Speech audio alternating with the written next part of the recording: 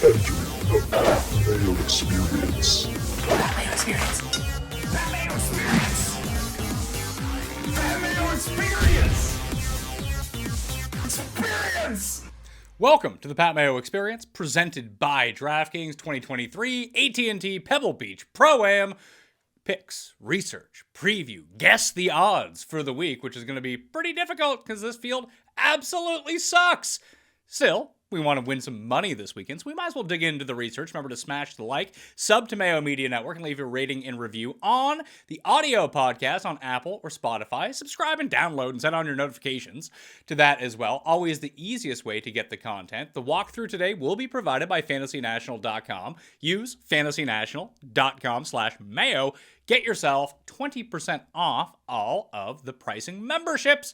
Easy stuff. Annual is always going to be the best discount, but hey, you might as well get the weekly, try it out, see how it goes. All right, FantasyNational.com/Mayo. The free newsletter link with more info coming on Wednesday evening is going to be down in the description, and the listeners link will probably be available on Monday morning. Who knows at this point, because they have been pretty slow at getting me the links. My article will be up on DK Nation. We'll have more throughout the course of the week. Feinberg on Monday, Tambo on Wednesday, to get you ready from betting, fantasy, one and done, and obviously the DraftKings pricing for the week. Here are the quick things that you need to know right off the hop about the AT&T Pebble Beach Pro-Am. It is a 54-hole cut, so every player is guaranteed 3 rounds, exactly like the American Express 2 weeks ago. It's going to be a 3-course rotation between Spyglass, Monterey Point, and Pebble Beach Golf Links. The Golf Links, you all know Pebble Beach. It's where they hold the U.S. Open. It's one of the most famous courses in the world, and most definitely on the PGA Tour. It is the only one with shot length this week. So when you're researching stats, you're only going to find stuff from Pebble Beach, not from Monterey Point, not from Spyglass when you're looking for strokes gained metrics this week. Keep that in mind. All of the grass surfaces on the greens are Poa between the 3 courses. It's the first time we're going to have a full complement of Poana greens, because at Torrey Pines, North and South, it's split between Poana and Bent, although the majority of the rounds, 3 of them played on the South course, are all Poana greens. They're a lot faster than the greens at Pebble Beach, though. And the Pebble Beach golf links themselves, greens. When I say Pebble Beach, I'm talking about the actual course, so let's try to get that out of the way to begin with. We're not going to touch too much on Monterey or on Spyglass. They only get 1 round there. There's going to be 2 rounds. The final round will all be at Pebble Beach. Different cut rules this week, too. As I mentioned, it's 3 rounds, so it's after 54 holes, but only the top 60 in ties are going to play through into the final day. That allows like the AM partners to get in. These are super long rounds, upwards of like 6 to 8 hours. The Jason Day special. He enjoys himself a long run. Don't have to walk too fast out there. So it's groups of 2 going off with their AM partners throughout the course of the 4 days. And, you're going to get your shots of Larry the Cable Guy. I wonder if Bill Murray is playing this year. They'll probably dig up the corpse of Clint Eastwood to come out and talk at some point. We're going to get Konica Minolta swings from everyone you never actually wanted to see. It is the worst viewing experience of the year, especially the Saturday. The Saturday on CBS at Pebble Beach has to be the most laborious TV watching experience in golf of the past 10 years. It is truly awful stuff, unless you're really digging checking out amateur swings. I just want to see some shots of the guys that I got going on, but that's me. Obviously, I'm different than that, although the field seems to reflect that as well. This is the worst field of the year to date, and probably inside the bottom 3 of fields that we're going to get outside of the swing season. So we have a couple factors at play here.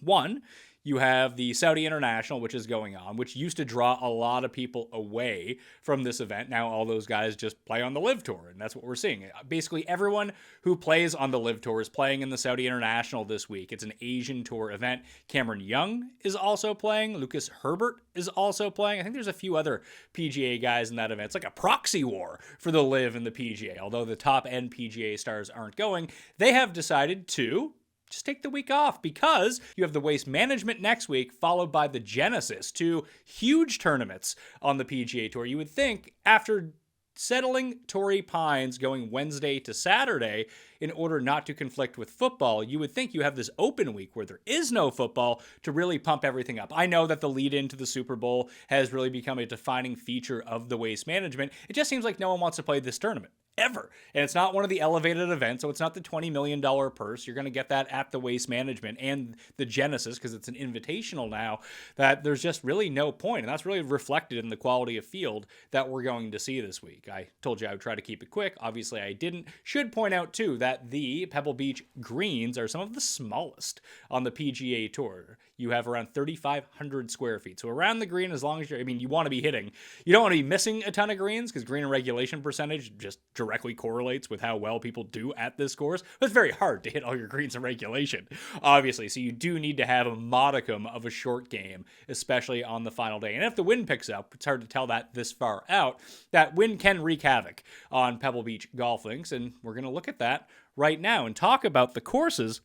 And as you can see from the visuals, you're right on the coast. The wind is most definitely going to affect everything that happens. So to take a look at the main course, the host course is Pebble Beach Golf Links. 2 rounds there, par 72, a shade under 7,000 yards. Poa greens, yes, there is going to be shot tracker. You have the incredibly small greens, although the proximity out of the rough is one of the higher, the lowest, should I say, in a good way on the PGA Tour. Mainly because the greens are so small, you're just going to inherently miss a lot of the greens. The driving distance at Pebble Beach is way down. We'll get into that when we look at the course research more on fantasynational.com. But yeah, you're going to get like a 267 driving average here. There's cliffs that you have to watch out for. Remember, Spieth almost fell into the cliff last year? That wouldn't have been fun for Jordan Spieth. Also, things that weren't fun for Jordan Spieth and me was betting on Jordan Spieth when he lost to Tom Hoge on the final day. I feel like I'm paying a penance at this tournament over the years, mainly. I hit Phil to win. I've had a few winners at this tournament over the years, but like the past 2, obviously Spieth is in the lead, gets run down by Tom Hoge last year, and then I had nasty Nate Lashley as a super bomb, and he was playing fantastically. And then Berger ended up winning, but just there was a meltdown on the last par 3 by Lashley, and that was just the end of him. Fortunately, he rallied enough to get inside the top 5, but we're going to try to find where we can go. This course really does mitigate the premier drivers in the world, which is most of the elite players. Maybe one of the reasons why they don't like this as much. Like, we've seen heavy favorites and long shots win at this course. Outside, you can call Hoge a long shot. He opened at 65-1 last year, was a pretty popular bet and got bet up, but he was only like the mid-range player. Like, you had Spieth and Mickelson or Berger. Like, they were the favorites. They were sub 30-1 in this field when they ended up winning. And then you have like your long shots, 100-1 or more. You have Nick Taylor, Vaughn Taylor, TPJ, Ted Potter Jr. It's the Potter penance that I'm paying for the live bet on him. There are actually substantial live betting opportunities at this course because you've seen so many long shots win that if anyone good is in contention, you're going to get a situation where you're just undervaluing all these other guys. And because ShotLink is only tracking Pebble Beach and all of the best players are just going to be geared to be on TV on Saturday at Pebble Beach, you're going to get guys that make runs at Monterey, which is the easier course of the bunch. And they can really pile up a score, and their odds will not adjust as quickly. So if you want to keep a keen eye on that, you could probably stream some of them on ESPN Plus. I'm thinking, although the featured groups over there are going to feature like bad players, that you can really make up a lot of birdies very quickly on that course before the odds actually get a chance to adjust. Obviously, you still need them to hold on Sunday against the best players in the world, but you might be able to squeeze some value out of it that way. I've seen it happen a couple times. It happened with TPJ, and he was one shot off the lead on Monterey. I think he had made like 5 birdies in a row, and I saw him at 125-1. I was like, well, I don't think he's going to win, but these odds are wrong. He should be like 16-1. Maybe the book has gotten better over the course of the past few years, but this does seem a tournament where you can keep people on their toes and you can catch them asleep at the wheel in the live market. So keep an eye on that.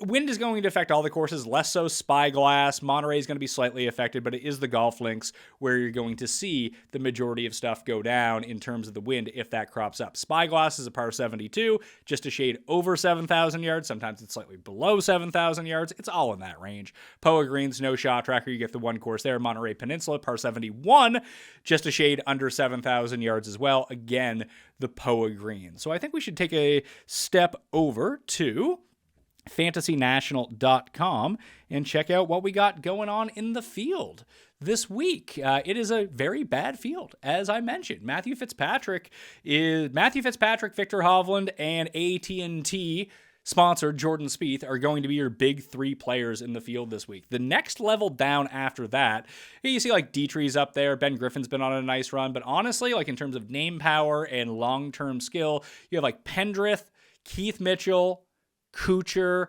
Kitayama, Tom Hoagie, Day and Rose are both playing. Mav McNeely, Dietrich Putnam, who's had a few good runs at this event. And it's that type of player that can actually win at this course. You have your accuracy laden. It's not all that dissimilar from the Sony or anything like that. But I did have a few DraftKings notes that I did want to pass along. We take a look at some of the DraftKings scoring over the years and really try to figure out what's happening. It is a full field of 156, by the way, in case you were wondering on that front. But you can always go to Fantasy National, again, fantasynational.com/Mayo, and check out the historic DraftKings numbers of how you wanted everything to go down. Obviously, when you take a look at it, it's a pure stars and scrubs event, and it has been that way. Like the $8,500 Hoagie is such an anomaly from what we've seen. But you see $8,500, and he outscored everyone by 25 points a year ago at Pebble Beach. Then it was Hostler, who was sub 7,000. Merritt, who I really like this week, by the way, is at the low 7,000s. Then you have high-end Spieth, high-end Matthew Fitzpatrick, low-end. So when you just even keep going down, the next $8,000 level player was Denny McCarthy, who came in 12th, and he finished just outside of that with 90 DraftKings points, outside the top 12 in terms of DraftKings scoring. You see someone like Peter Malnati did a ton of DraftKings scoring last year, ended up with a bit of a bonus for coming in 42nd, and he just piled up some sub 70 rounds or whatever it might have been. He came in at 68. He scored 88.5 DraftKings points, and he came in 42nd place. So you can see just overall last year in terms of finishing position, Hoagie wins by 2 over Spieth.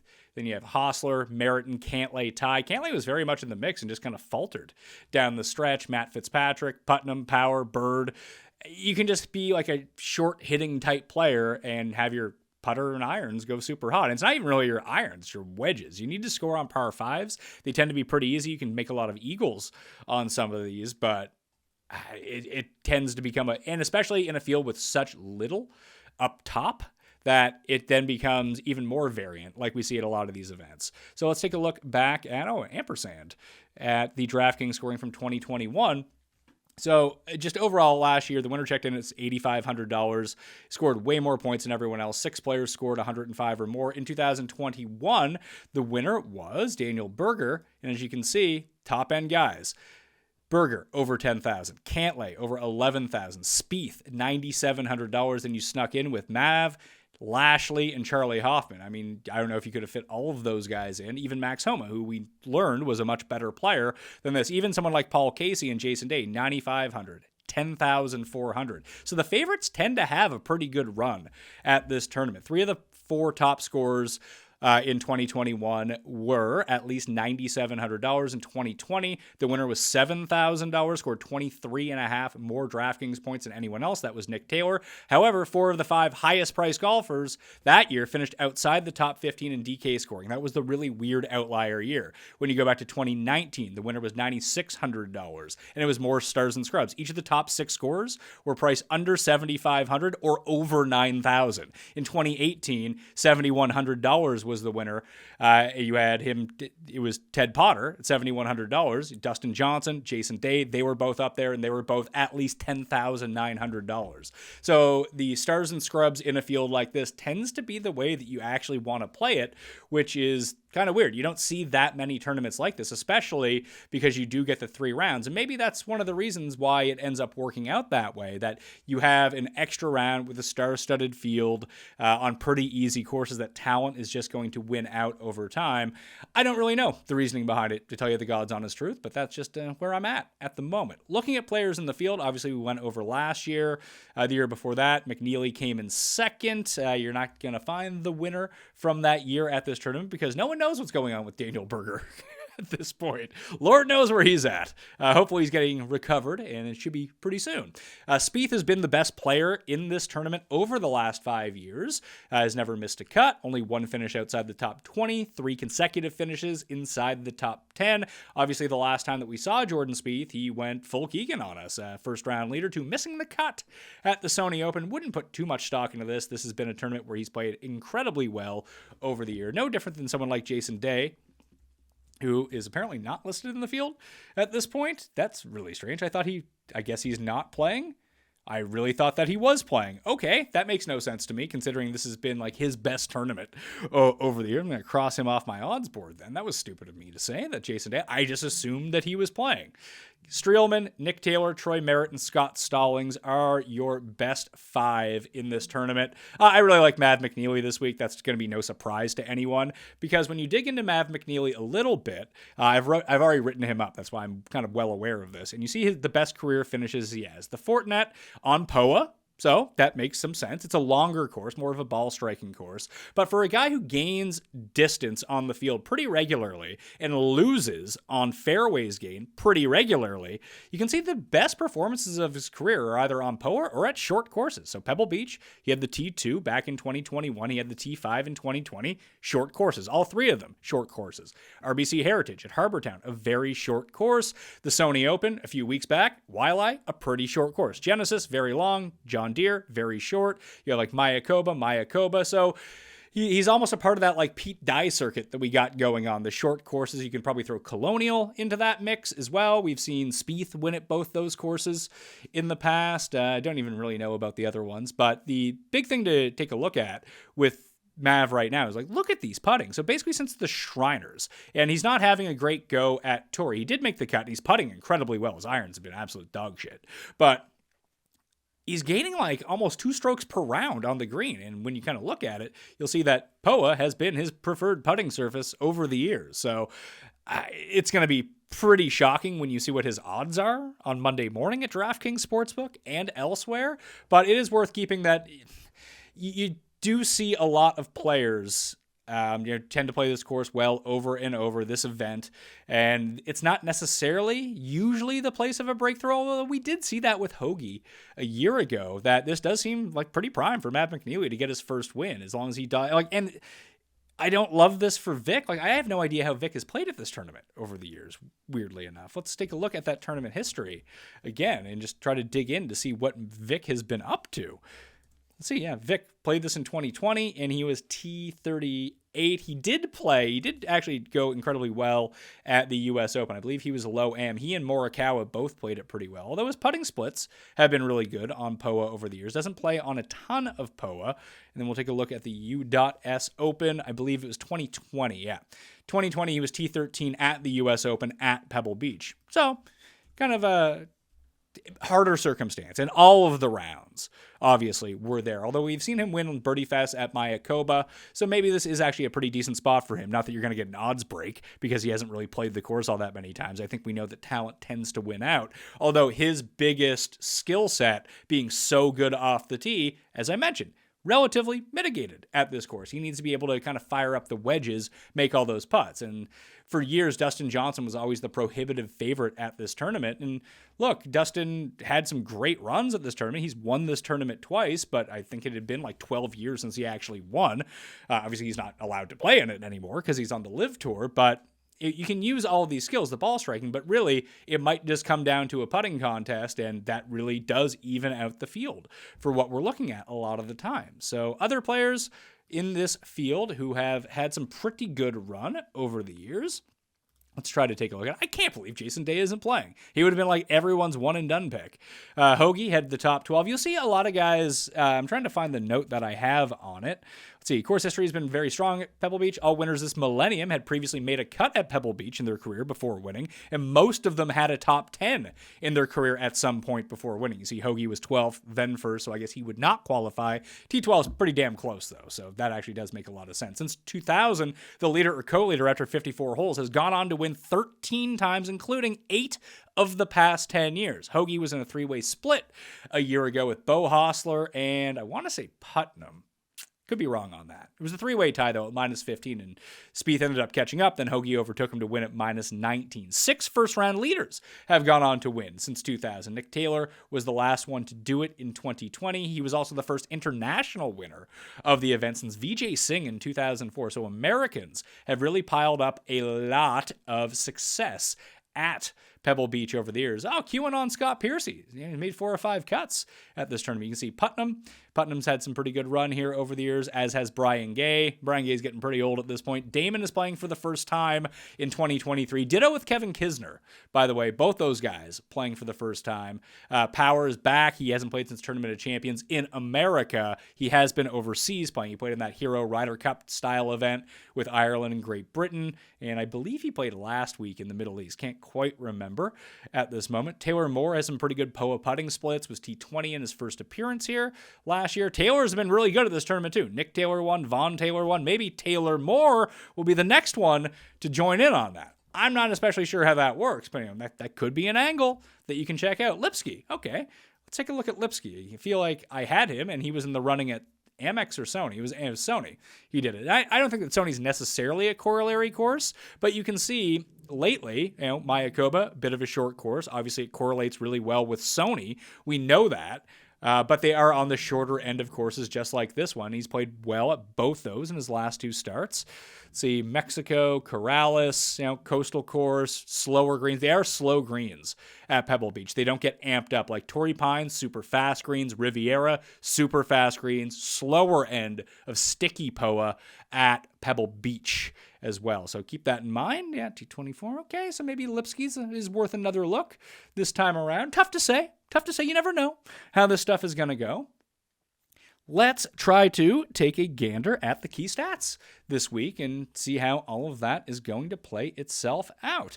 I have it already loaded in here for you. Obviously, you can adjust it any way you want when you're a member at fantasynational.com/Mayo to get that 20% discount. Approach 30% off the tee, 5% around the green, 10%. And this is almost entirely geared towards Pebble Beach, the course, by the way, not the other two, although there's a lot of similar traits, especially the short irons. Par 5's 10, par 4's 350 to 400, 10%, 400 to 450, 5% opportunities gained, 5% proximity from 100 to 125, 10%, 125 to 150, 10% strokes gained putting, 5%. And we'll load it up and see how it goes. There has been a lot of disasters on these greens over the year. The tiny greens at Pebble had the lowest putting percentage in 2021. This has been a pretty annual thing, from 10 to 15 feet. Lowest on tour, 25% make rate from that range. It also had the second lowest putting percentage from 5 to 10 feet, only 50%, and overall 5 to 15 feet was only 40%. So a lot of missed short putts. Don't get too triggered when everything comes down the pike. But here's how the modeling over the past 50 rounds turns out for me right now. Ben Griffin is the number 1 player in the field, according to this. Hoagie, Spieth, Smalley, Lonto. Lonto, he's playing this week, isn't he? Or did he play 2 weeks ago? Let's see. Did he play no? He's playing in the Farmers Field this week. His first start back. I can't remember if he made the cut or not. We can find that out later. Lonto wasn't really on my radar and didn't really pay much attention to him, to be perfectly honest with you. Matthew Neesmith. I mean, this could be a nice run for Matthew Neesmith, to be perfectly honest, just how good he is with his irons. You can see par 5's top 15, approach second in the field over that time. Obviously, Hoagie, number 1. You have Hovland, Hubbard, Davis Riley is up there as well. Cam Piercy, you want to talk about bad putting. Maybe it's a equalizer for him because dude legit can't putt. One of the worst on tour. But hey, so was Davis Thompson and started to work out pretty well for him at the Amex as we went through him. Taryn, there's Lashley again. Stupid Lashley. EVR, Lipsky does rate out inside of the top 20. Oh my God, Luke Donald, who's not been bad on the Euro Tour lately. My guy, Eric Barnes, probably want him at a longer course. I just want to take a quick look at the proximity from these ranges of who is the best from these ranges and see if they meet up. Really no shocker, Tom Hoagie is up there. Hollywood Hoagie, our guy, the defending champion. The irons are the best, so it's no shocker that he's really good from this range. First in opportunities gained, first from 100 to 125, and third from 125 to 150. Other guys that are up there over the past 50 rounds, Knox is 4th and 1st from those proximity ranges. Brian Stewart, Stumanji, 7th and 30th. Ben Griffin, 10th and 21st. Andrew Landry is 9th and 25th. Man, Ben Griffin's going to be like uber chalk next week. I can see it coming now, especially with how well he's been putting and just how well he rates out in every key metric. And that's over the past 50. He only has 46 rounds to qualify for this. And I see Super Nintendo Chalmers, good then bad from these ranges. Stallings pretty good. Lipsky's pretty good. Ben Martin sort of the opposite. He's 25th and 4th. Ben Taylor 22nd and 35th from these ranges. Lonto, 30th and 22nd. I might have to do a deeper dive on Lonto. I mean, we can do that right now. Let's go check it out. Let me open this in a different tab so I don't lose everything that I got going on without having to reload everything. Let's go over to the Farmers. Click on the field, take a look at the in-tournament stats over on Fantasy National. Now, obviously, click on total, see the numbers, and see how Lonto ended up doing. Lonto, okay, -4 heading in. I'm recording these 15th place. Actually quite good. The approach has been bad at the South. Around the green has been bad. Been putting the lights out. Okay. That's interesting. I wonder what his numbers are going to end up coming in. I don't want to ride everything on a hot putter, but he's been around field average at the South, of course, which shouldn't be particularly designed well for him. But okay, it's good to know going forward.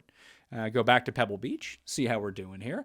You think the Todd father would be a lot better, but his 125 to 150 has slipped a lot. Although he still is the best player in the field over the past 50 rounds on 400 to 450 yard par fours. Let's take a look on those really short par fours to see who ends up the best. You have Riley, Lauer, Merritt, Fitzpatrick, Sung, you'll know. I do want to do a little bit of a deeper dive on Troy Merritt for a second. I like Troy Merritt. He's completely untrustworthy. Don't think that he is not. Very good run at this tournament, obviously, over the past little bit. You can see that he was 4th last year, and then 16th, 25th, and 8th in his 4 starts before that when he used to constantly miss the cut every single year. But here's why I kind of like Andrew Landry. I don't like Andrew Landry. Watch Andrew Landry win now. Troy Merritt. Why I like Troy Merritt? Because you still see the spikes.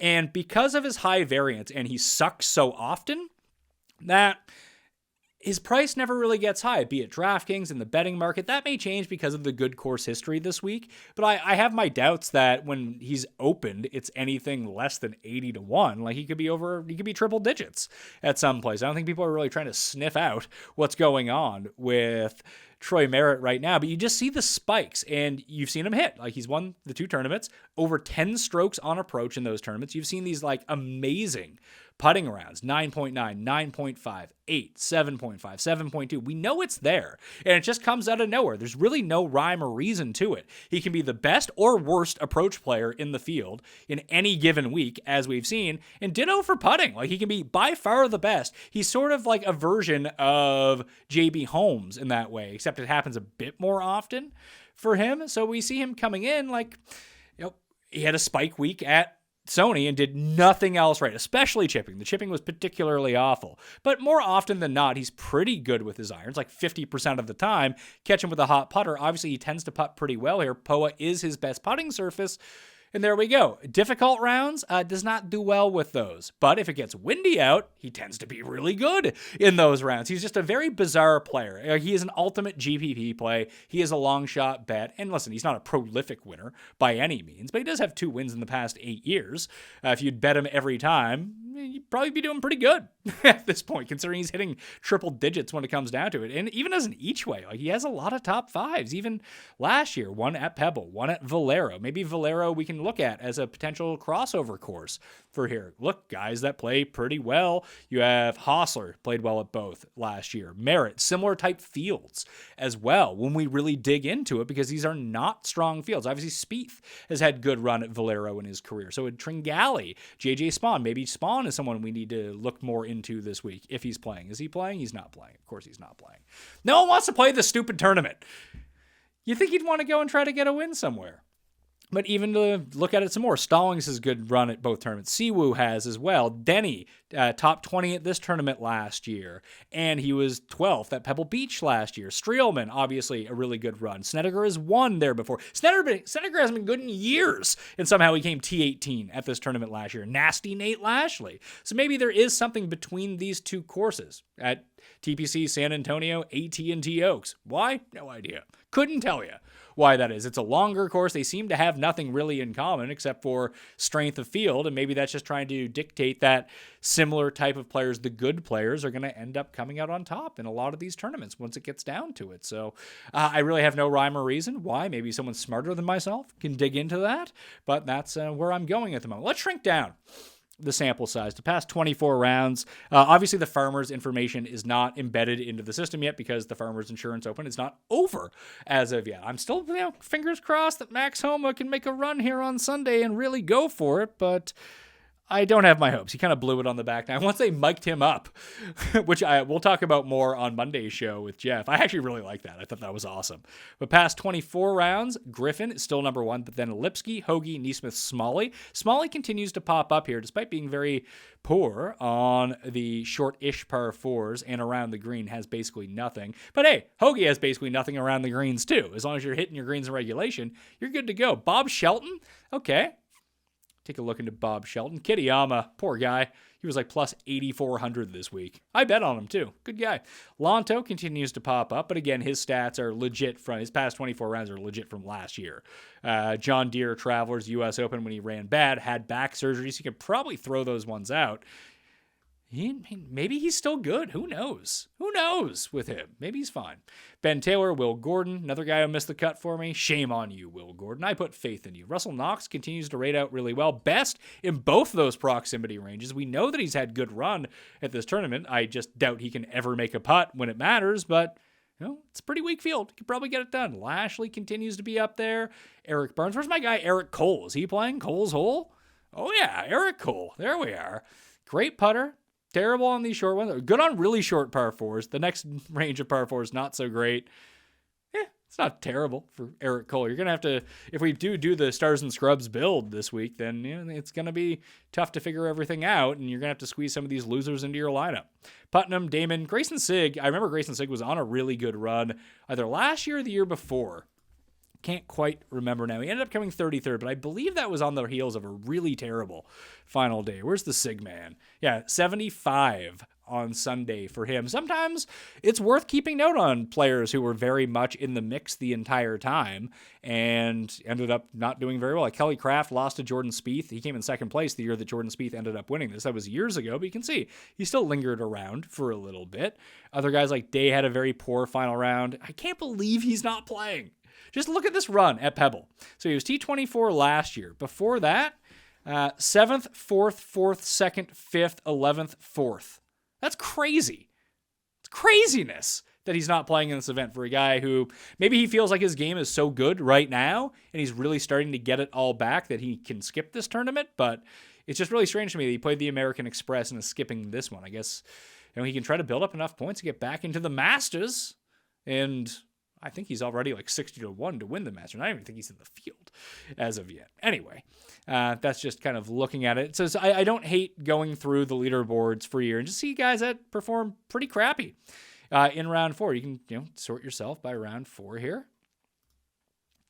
Now, Rose was disrespectful to anyone who bet on him in round 4 last year. But who are other guys like Sig, had the third worst score on Sunday, but still came T33. Day was bad, still came T24. Pendrith was another one. He came 49th, but that's a 74. Him and Hayden Buck, who loves to fucked with everyone who bet on him at Sony, but maybe it's time for Hayden Buck, who loves to fuck with the winner's circle this time around. Who knows? T41 and shot bad weekend overall for him, but 74. Putnam was 73 and came in 6th. So guys have been lingering around. This is definitely not the best way to go about trying to find sleepers in the field. But you can see guys that have held it together for 3 rounds and just had if they had come in 6, you would love them this week, but they had one bad round, so now you don't love them. This is a very good way to find some sleepers more off the beaten path. Even Jonas Blixt, 72? What year is this? Who knows? Wow. Okay. Anyway, moving on. So let's try to see who are the best now. See if anyone bumps up. Knox and Hoagie remain the best from that proximity range that I was talking about. Lipsky is also tremendous from both. Camilo Villegas is up there as well. Ben Griffin continues to be pretty good. He's still number 1 in the modeling when you push everything forward. Nate Lashley, Fabian Gomez. Good Lord, Fabian Gomez. Davis Riley, Kurt Kitayama, Alex Smalley, Keith Mitchell, Will Gordon, Ryan Moore, Philip Knowles. I don't know who that is. He sounds like he should be pretty good. Who the hell is Philip Knowles? I wonder if this guy has a pitcher. He does have a pitcher. Oh, he must be pretty good. Must be a rook, has missed 3 straight cuts to start the year. No finish better than T48 on the PGA Tour. Probably don't want to play Ben or Philip Knowles at this time around. Maybe you do. Maybe he'll be great. Who knows? Adam Long, you think would be better at this course, but he's just kind of on a downswing right now. And Cuss was just talking about him in my DMs, about how much he loves Adam Long for reasons, I suppose. Probably don't want to go that way. Hearn has been historically bad at this event over the years, despite on paper being something that he should be a little bit better at. You, Sig, Tom Johnson, Ramey. Let's see, Ryan Armour hits the other key range. Ben Kaler hits the other key range of 125 to 150. Who else? Norlander and Hubbard both do really well in those numbers as well. Andrew Landry. Marty Dew, who did make the cut at the Farmers, I know, because he's in Roz's PME Open lineup that has a chance to win coming through. I think he needs to fade Rahm, which is never really a great thing when you're looking at it. Duffner, good Lord. All right, enough of this. Let's reset all the strokes gained and get to course-specific stuff. And you can always program this into your mixed condition model, by the way. Like if I wanted to go back for a second and reload the model, we can just run this very quickly just so I can show you how to use the mixed condition.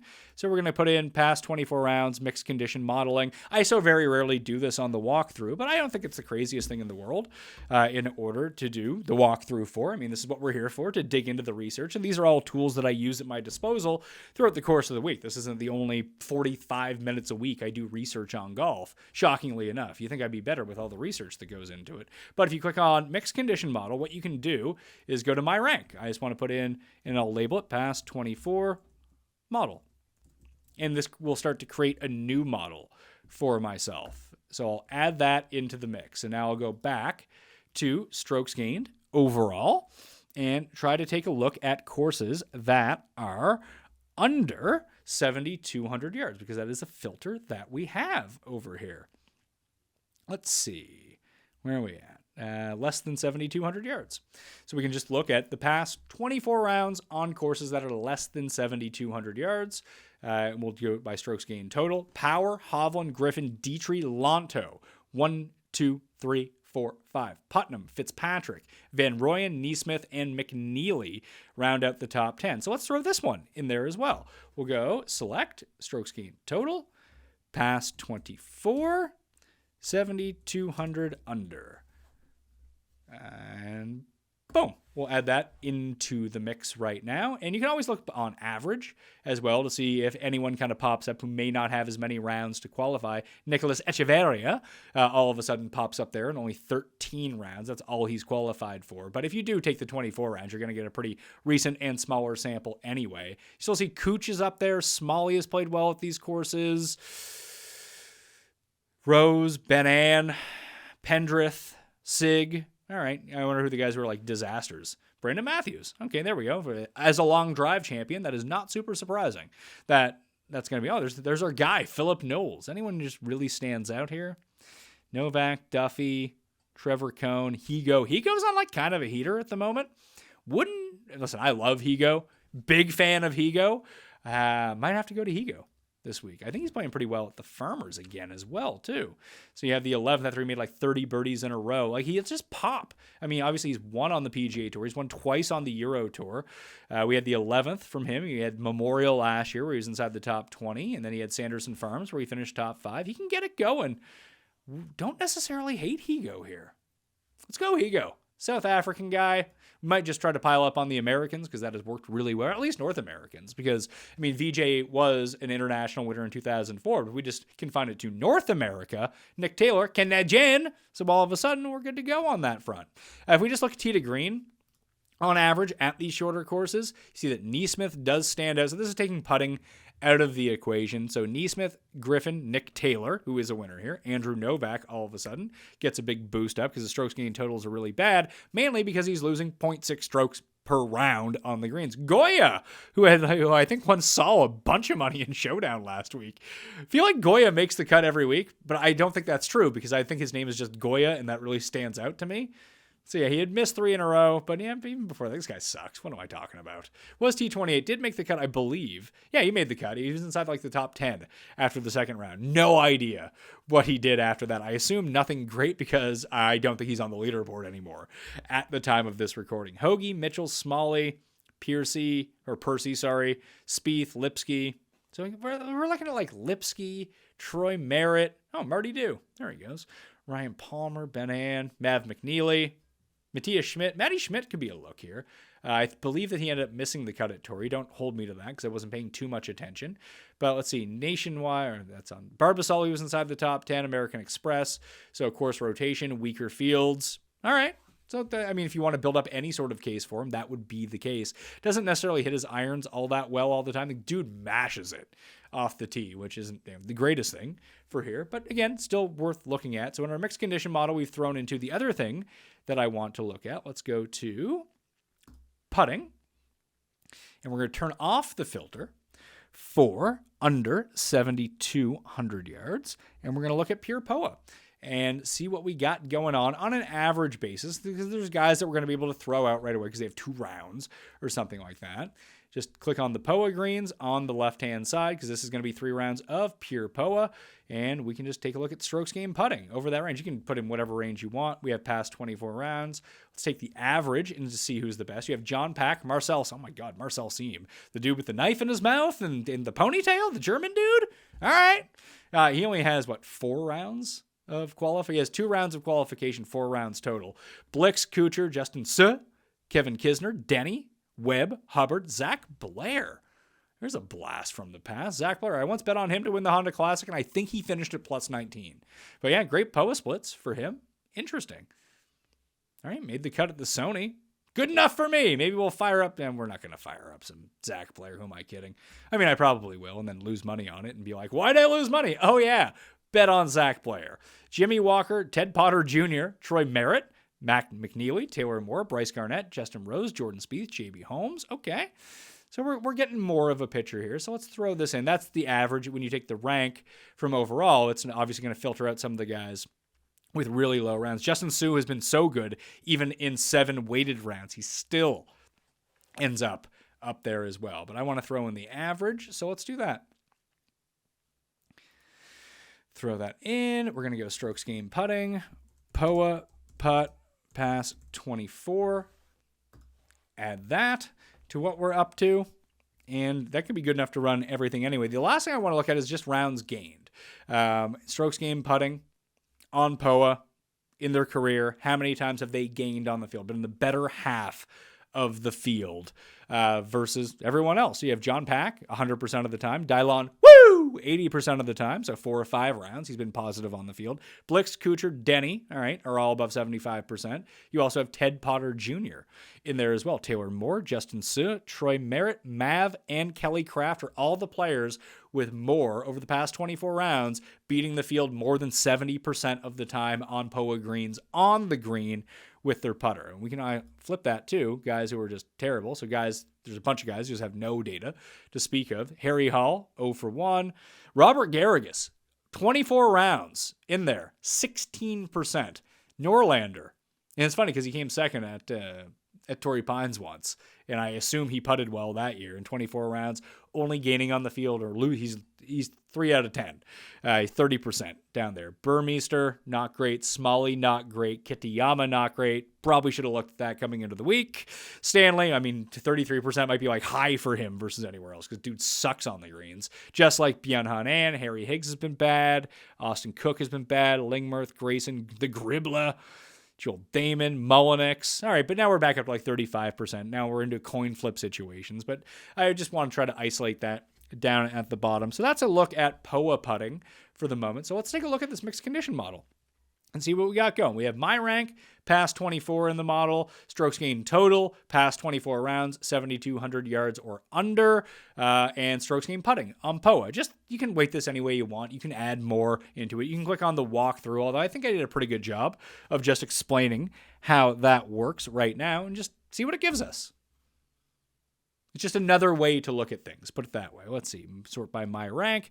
Oh my God, Matt Kuchar. Good Lord. Lonto Griffin, Denny, Putnam, Griffin, Rose. Ben Griffin's going to open at like 40-1. Good, oh my God. Mav, Armour, Spieth, Gordon, Lipsky, Hoagie, Todd, Smalley, EVR, Bob Shelton. I think I wanted to look at Bob Shelton and never got to that. Hubba Hubbard, Hovland, Taylor, Dietrich, Lashley, Webb. So guys that have played really well at this tournament over the years, weirdly enough.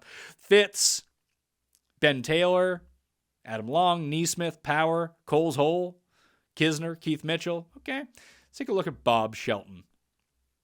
Let's see, 6th at the American Express, 10th at the RSM, so shorter course there. Bad at the Sony, but it was his first start of the season. You could probably forgive him for that. Won twice last year on the Corn Ferry Tour. Had only missed at Mayakoba, so it's funny. Mayakoba and Sony, 2 courses where he missed, both of like the 2 shortest courses that he's played. I wonder how he's doing this week. I'm going to check over. I know he was having like a good first round. We'll see how he ends up doing in this tournament. Take a look at Bob Shelton.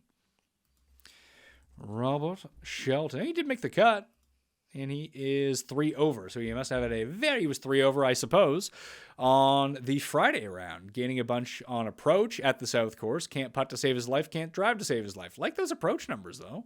Those look pretty good to me. I wonder how he's been overall in terms of those proximity ranges. Good putting on Poa, too. Okay, Bob Shelton. Maybe it's time for you to get your first ever PGA Tour win. Just hope that it doesn't play hard or is windy AF, because that looks like it might be pretty bad for Robert Shelton, or Robbie Shelton, as he likes to be called. When we sort by the proximity ranges, let's see. It's still loading for us here. System a little bit slower, or it's wildly raining out and super windy at my house, so maybe my internet is going a little bit slower. Maybe we're trying to pull too much data into this as well. Or did I actually click on it? Let's see. Approach and proximity. Guess we'll get back to that in a second. And hopefully Bob Shelton ends up doing pretty good. What are we doing here? Come on. They don't want me to see. The hidden truth on Bob Shelton is there. I'm going to let that continue to load. I don't know why that one page is a sticky point.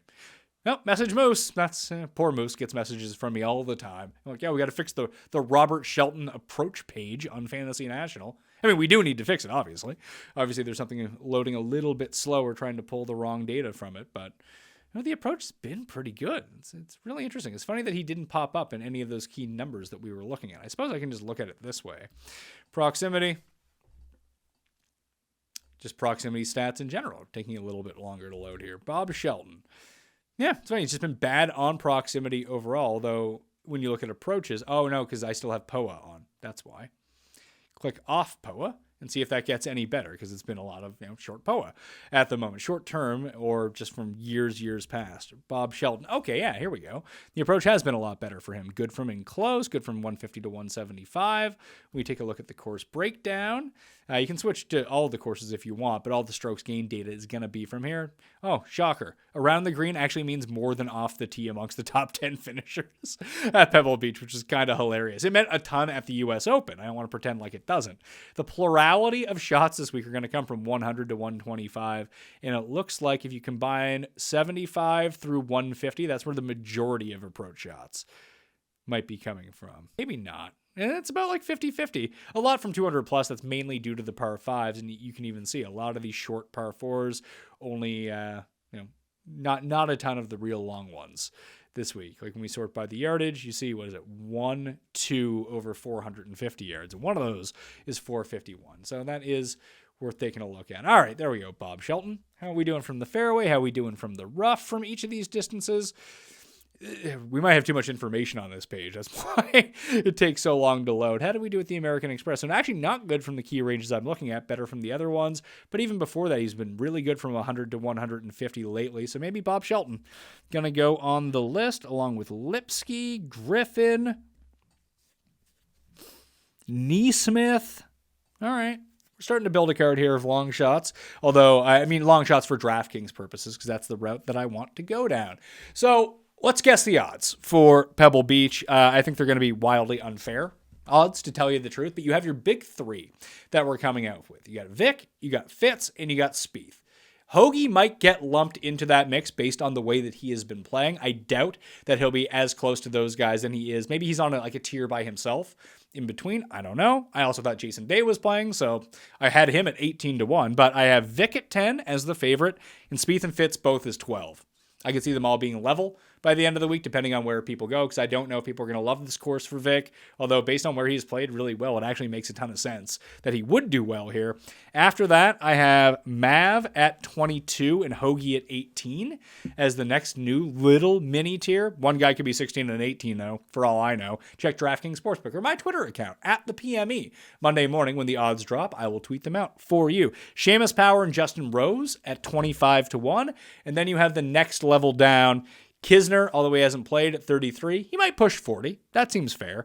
Putnam at 35, Kuchar at 40, Joel Damon at 40. That is the quality of this field. So I am interested if I can find triple digits on Merritt or Griffin.